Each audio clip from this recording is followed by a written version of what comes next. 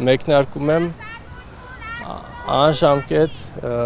նստացույց շուրջօրյա ռեժիմով։ Նախագահական նստավայրի առջև բողոքի ակցիա ու նստացույց է վարչապետին հարց տալուց հետո արդեն կես ամիս կալանավորված եւ հացադուլ հայտարարած արցախցի Արթուր Օսիպյանին ազատ արձակելու պահանջով։ Ինժեներ Բարսում կրթական շարժման անդամ Գեղամ Օհանյանն անժամկետ նստացույցով նախագահից պահանջում է միջնորդել գլխավոր դատախազին, որ ազատ արձակի արցախցի երիտասարդին։ Օսիպյանը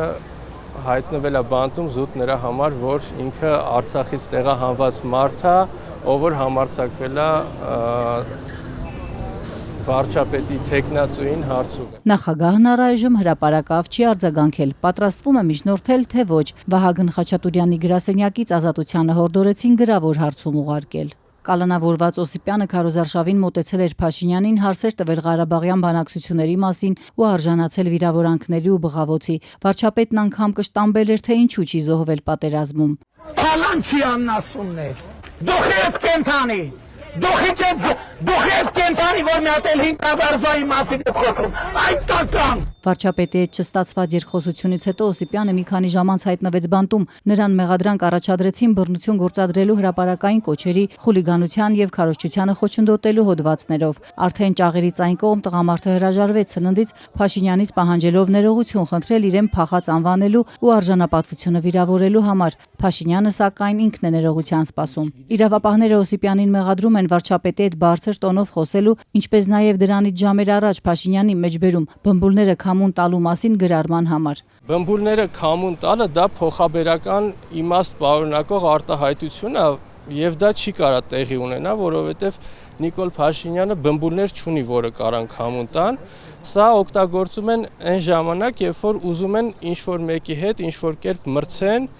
ենթադրաբար այս վարագայում բանավեճի խոսքի միջոցով։ Երկու շաբաթ չսնվելով Օսիպյանը հյուծվել է, այսօր ազատությանը փոխանցեց փաստաբան Դավիթ Հովհաննիսյանը։ Օրերս է տեսակցել պաշտպանյալին հորդորել դադարեցնել հացադուլը, բայց ապարդյուն։ Արդեն առողջության համար լուրջ անդառնալի հետևանքներ է առաջանում։ Բնական խնդիրը այն է, որ անձը մտածում է, որ Նիկոլ Փաշինյանը իրեն փախած անվանելով պատերազմի ընթացքում, երբ ինքը իր կյանքը հենց 44 օրյայից սկզբից մինչև այս վտանգի տակ էր դնում, մասնակցելով բազմաթիվ մարտական գործողությունների, հենց արժե զրկել է հենց այդ արածը։ Արթուր Օսիպյանին բանտում կարող են այցելել միայն փաստաբանները, մյուսների համար տեսակցությունների արգելք կա։ Այդ ինքը ինչ խուլիգանական արտահայտություններ ասես ասում է։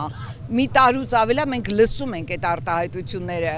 Ինքը բարձր իրան կարելի է բարձր տոնով Ինչով է ինքը առավել Արթուր Օսիպյանից ինչ առավելություն ունի, եթե ինքը այդպիսի վարքագիծ է դրսևորում։ Որն է իր առավելությունը։ Հավասար իրավունքներ են։ Բողոքի ակցիային մասնակցող իրավապաշտպան Ժաննա Ալեքսանյանի կարծիքով Օսիպյանը ճիշտ պահանջ է ներկայացնում Փաշինյանին։ Վրդովված է, վարչապետին հարց տվող քաղաքացուն կալանավորում են, բայց նույն վարչապետի ու նրա թիմակիցների վարքագիծը իրավապահները հրաժարվում են անգամ քննել։ Այսօր դատախազությունից ազատությանը փոխանցեցին, որ մերժել են ընդդիմադիր ուժեղ Հայաստան կուսակցության падգամավորի տեխնացու Արամ Վարդևանյանի հաղորդումը վարույթ նախաձեռնել եւ քննել ընդդիմախոսների հասցեին վարչապետ Նիկոլ Փաշինյանի կզացնելու, սատկացնելու սպառնալիքները, թե ինչ հիմքով են իրավապահները մերժել վարույթը չեն բացատրում։ Ակնհայտ ապօրինի մեղադրանքներ են սրանք, որոնք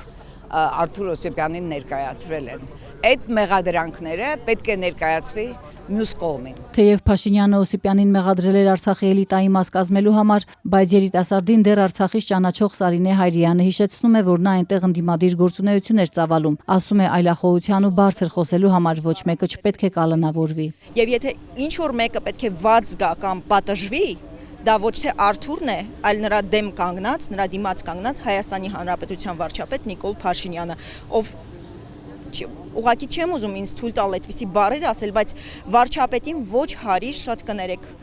բառամթերքով խոսել պատերազմի մասնակցած եւ ողջ մնացած երիտասարդ տղայի հետ եւ նրա երեսին ասել դու ինչու ես ողջ, ինչու չես զոհվել։ Օսիպյանի հետ տեղի ունեցածը խիստ մտահոգիչ են համարում հայաստանյան 16 հասարակական կազմակերպություններ։ Կարծում են սա լուրջ վտանգ է Հայաստանում ժողովրդավարական ազատությունների, քաղաքական բազմակարծության եւ խոսքի ազատության համար։ Դիմել են Եվրոպայի խորհրդի մարդու իրավունքների հանձնակատարին, Հայաստանում գործող միջազգային կազմակերպություններին եւ դիվանագիտական առաքելություններին կոչ արել դիմել Հայաստանի կառավարության Օսիպյանը, պահանջելով անհապաղ ազատ արձակել Արթուր Օսիպյանին եւ լիարժեք երաշխավորել նրա հիմնարար իրավունքներն ու ազատությունները։ Օսիպյանին ազատ արձակելու պահանջին այսօր միացել է նաեւ Փարիզում տեղակայված Մարդու իրավունքների միջազգային ֆեդերացիան։ Պնդում են, հանրային բանավեճը ներառյալ սուր քաղաքական վիճաբանությունները տեղավորվում են խոսքի ազատության շրջանակներում, որն էլ պաշտպանված է սահմանադրությամբ եւ միջազգային իրավունքով։